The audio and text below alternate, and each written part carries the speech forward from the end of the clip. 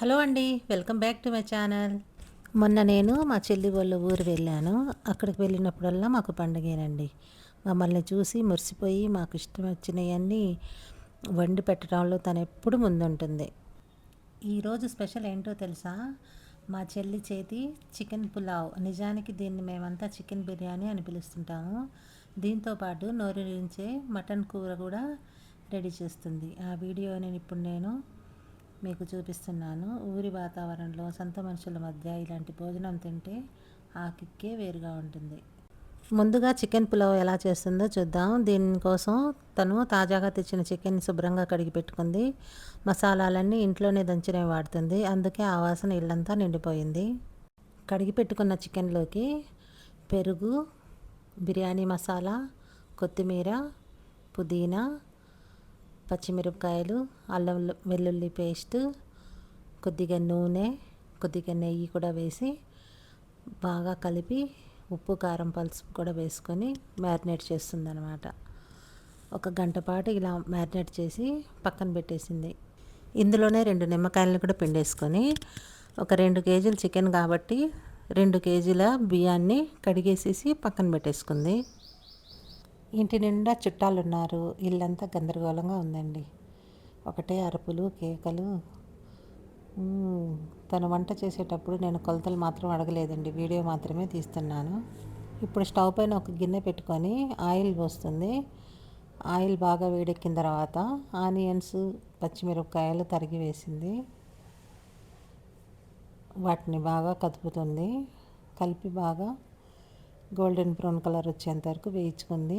ఆ తర్వాత దాంట్లోకి అల్లం వెల్లుల్లి పేస్ట్, తను సొంతంగా ఇంట్లో తయారు చేసుకున్న బిర్యానీ మసాలా కూడా వేసి, కొద్దిగా కొత్తిమీర కూడా వేసి బాగా కలిపింది.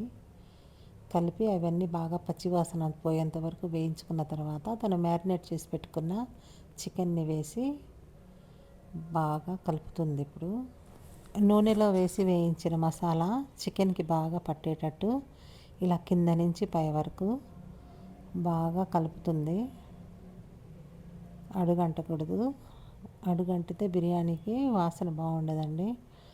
దగ్గరుండి అడుగంటకుండా ఇలా కలుపుకుంటూ ఉండాలి. ఒకసారి మూత పెట్టామంటే దాంట్లో నుంచి నీళ్ళు ఊరుతాయండి. ఇప్పుడు నీళ్ళు ఊరి దాంట్లోనే మగ్గిపోతుంది చికెన్ అంతా. మధ్య మధ్యలో ఇలా మూత తీసి చూసుకుంటూ ఉండాలి. చూసారా నీళ్ళు ఎన్ని వచ్చేసాయో? చికెన్లో ఎన్ని నీళ్ళు ఉంటాయండి. ఇవి అందుకని మళ్ళీ వేయకుండా ఉంటాం మనం. బాగా ఉడుకుతుంది. ఇప్పుడు చూస్తుంటేనే టెంప్టింగ్గా ఉంది కదా. ఇంకా తింటుంటే ఇంక మీరేమంటారు? అంత సూపర్ టేస్ట్గా ఉంటుంది మా చెల్లి వండితే. బిర్యానీతో పోలిస్తే చికెన్ పులావ్ చేయడం చాలా సులభమండి. కానీ రుచిలో మాత్రం బిర్యానీకి ఏమాత్రం తీసిపోదు. చికెన్ పులావ్ స్పెషాలిటీ ఏంటంటే ఇందులో మాంసం మరియు బియ్యం మసాలాలతో కలిసి ఒకే పాత్రలో వండుతాము. దీనివల్ల మసాలాల ఫ్లేవర్ ముక్కలకి బియ్యానికి సమానంగా పడతాయి అన్నమాట. అందుకని మనకి చికెన్ పులావ్ బిర్యానీకి ఏమాత్రం తీసిపోకుండా అంత టేస్ట్గా ఉంటుంది. చికెన్ పులావ్లోకి చికెన్ కుర్మా అయితే రెడీ అయిపోయింది. ఇప్పుడు మనం చికెన్ పులావ్ని తయారు చేసుకోవటానికి రెడీ చేసుకుంటుంది. పెద్ద స్టవ్ వెలిగించి దాని మీద పెద్ద పాత్ర పెట్టి స్టవ్ వెలిగించి దాంట్లో ఇప్పుడు నూనె వేయబోతుంది. చికెన్ పులావ్లోకి తను ఏం రెడీ చేసుకుందో చూద్దాం రండి. పుదీనా, కొత్తిమీర, టమాటాలు, ఉల్లిపాయలు, పచ్చిమిరపకాయ తరుగు, గరం మసాలా, అల్లం వెల్లుల్లి పేస్ట్, నూనె, నెయ్యి, సాల్ట్. ఇప్పుడు బిర్యానీ పాత్రలోకి ఆయిల్ వేసుకొని కొద్దిగా నెయ్యి కూడా వేస్తుంది. చూసారు కదా, నెయ్యి వేసేసింది. ఇప్పుడు నూనె బాగా మరిగిపోయిన తర్వాత నూనె, నెయ్యి 2 మరిగిన తర్వాత తరిగి పెట్టుకున్న ఉల్లిపాయలు, పచ్చిమిరపకాయలు వేసి వేపుకుంటుంది. ఉల్లిపాయలు బాగా గోల్డెన్ బ్రౌన్ కలర్కి వచ్చేంత వరకు వేయించుకోవాలి. అడుగంటకుండా ఇలా కలుపుతూనే ఉండాలి. చూసారు కదా, కలర్ మారుతున్నాయి ఉల్లిపాయలు. ఇప్పుడు అందులోకి పుదీనా, కొత్తిమీర వేసింది. ఈ పుదీనా, కొత్తిమీర కూడా ఆయిల్లో బాగా వేగాలి. పచ్చి వాసన పోయేంత వరకు ఈ పుదీనా ఆకులని, కొత్తిమీర ఆకులని కూడా బాగా వేపుకోవాలి. పుదీనా కొత్తిమీర కూడా బాగా వేగిన తర్వాత ఇప్పుడు 2 కేజీలకి రైస్కి సరిపడా అల్లం వెల్లుల్లి పేస్ట్ వేసుకోవాలి. అల్లం వెల్లుల్లి పేస్ట్ కూడా బాగా గోల్డెన్ బ్రౌన్ కలర్ వచ్చేంత వరకు వేపుకోవాలి. అల్లం వెల్లుల్లి పేస్ట్ కూడా బాగా వేగిన తర్వాత అందులోకి బిర్యానీ మసాలా వేస్తుంది. తన కొలతలు తనకే తెలుసు. అవి బిర్యానీ మసాలా వేసి అది కూడా బాగా కలుపుకున్న తర్వాత ఇందులోకి మనం తరిగి పెట్టుకున్న టమాటాలను కూడా వేసింది. మనం వేసిన ఈ టమాటాలు ఈ మసాలా ఉంది కదా, మనం ఆనియన్స్, అల్లం వెల్లుల్లి పేస్ట్, పుదీనా కొత్తిమీర మసాలాలో బాగా మగ్గాలన్నమాట. బాగా మగ్గిన తర్వాత 2 కేజీలకి సరిపడా ఎసురు పెట్టుకోవాలి. ఎసురు వేసుకున్న తర్వాత రుచికి సరిపడా సాల్ట్ కూడా వేసుకోవాలి. సాల్ట్ కూడా వేసుకున్న తర్వాత బాగా కలుపుకోవాలి. బాగా కలుపుకున్న తర్వాత మనం ఆ ఎసురు కాగటానికి దాని మీద మూత పెట్టి వదిలేయాలి. 3 నిమ్మకాయల రసం తీసి పక్కన పెట్టుకుందనమాట. ఇప్పుడు నిమ్మకాయలని తీసుకొని రసం తీసి పక్కన పెట్టుకుంది. ఇప్పుడు ఆ ఎసురు కాగుతుంటేను తీసి కలుపుకున్న తర్వాత మనం ముందుగానే రసం తీసి పెట్టాం కదా నిమ్మకాయలది, అది వేసి బాగా కలుపుకుంటుంది. ఇప్పుడు మనం ముందుగానే కడిగి పెట్టుకున్న బియ్యాన్ని మరుగుతున్న ఎసురులో పోసి కలుపుకోవాలి. కలిపేటప్పుడు చాలా జాగ్రత్తగా ఉండాలండి. ఆ నీళ్ళు వచ్చి పైన పడకుండా జాగ్రత్తగా కలుపుకోవాలి. బియ్యం వేసేటప్పుడు కూడా చిన్నగా కొద్దిగా వేసుకుంటూ కలుపుకోవాలి. కలుపుకున్న తర్వాత మూత పెట్టి ఉడికించుకోవాలి. పులావుకు వాడే రైస్ సోనా మసూరి అయితే 1:2 రేషియోలో వాటర్ వేసుకోవాలి. ఇప్పుడు బియ్యాన్ని బాగా కలుపుకుంటూ దాని మీద మూత పెట్టి ఉడికించుకోవాలి. మధ్యలో మూత తీసి బియ్యాన్ని కలుపుకుంటూ ఉండాలన్నమాట. ఎందుకంటే అడుగంటితే అన్నం బాగుండదు. అందుకని తీసుకొని వాటర్ అంతా ఇంకిపోయేంత వరకు ఉడికించుకోవాలి. ఆల్మోస్ట్ వాటర్ అంతా ఇంకిపోయినాయి, కొద్దిగానే ఉన్నాయి. ఇంకా ఈ టైంలో మనం ఉడికించి పెట్టుకున్న చికెన్ కుర్మాని వేసేయాలి. ఇప్పుడు చికెన్ కుర్మాని రైస్లో బాగా కలిసిపోయేటట్టు బాగా కలుపుకోవాలి. చికెన్ కుర్మాని రైస్లో వేసుకున్న తర్వాత బాగా కలుపుకోవాలండి. ఈ కలపటంలోనే స్పెషాలిటీ ఉంటుంది. ముక్కకి కూడా మనం వేసుకున్న మసాలాలన్నీ రైస్తో పాటు కలిసిపోయి ఆ వాసన వీధి చివరి వరకు వస్తుంది. రైస్లో ఉన్న వాటర్ అంతా పోయేంత వరకు ఇలా మూత తీసి కలుపుకుంటూ వండుకోవాలండి. ఎందుకంటే ఈ టైంలోనే అడుగంటే ఛాన్స్ ఉందన్నమాట. అడుగంటకుండా మనం కలుపుకుంటూ చూసుకొని వాటర్ అంతా ఇంకిపోయిన తర్వాత మూత పెట్టి సిమ్లో వదిలేసేయాలి. చిన్నప్పుడు మేమిద్దరం ఇలాంటి వంటల కోసం ఎంత గొడవ పడే వాళ్ళమో గుర్తొస్తుంది. కానీ ఈరోజు తను నా కోసం ఎంత ఓపికగా వంట చేయడం చూస్తుంటే తను ఎంత పెద్దదైపోయిందో అనిపిస్తుంది. అక్క తమ్ముళ్ళు లేదా అన్న చెల్లెళ్ళ బంధం అంటేనే ఇదండి. ఎన్న గొడవలున్నా ఒకరి మీద ఒకరికి ఉండే ప్రేమ ఇలాంటి చిన్న చిన్న పనుల్లోనే కనిపిస్తుంది. చూస్తున్నారు కదా, పులావ్ అయితే పర్ఫెక్ట్గా ఉడికిపోయింది. ఇప్పుడు సర్వింగ్ ప్లేట్లో సర్వ్ చేసుకుందాము. ఈ పులావ్ చేయడానికి తను ఎంత కష్టపడిందో నాకు తెలుసండి.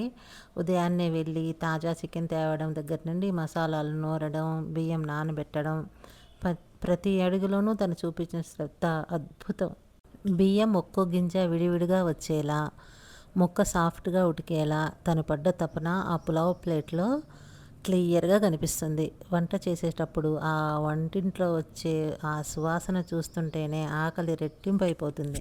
చూశారు కదా చికెన్ పులావ్, అసలు ముక్క కూడా ఎంత సాఫ్ట్గా ఎంత కలర్ఫుల్గా ఉందో. ఇక వెంటనే కుక్కర్ తీసుకొని మటన్ కర్రీకి ప్రిపరేషన్ మొదలెట్టింది. కుక్కర్లో ఆయిల్ వేసుకొని ఆయిల్ బాగా మరిగిన తర్వాత ఆనియన్స్, పచ్చిమిరపకాయలు వేసుకొని వేపుకుంటుంది.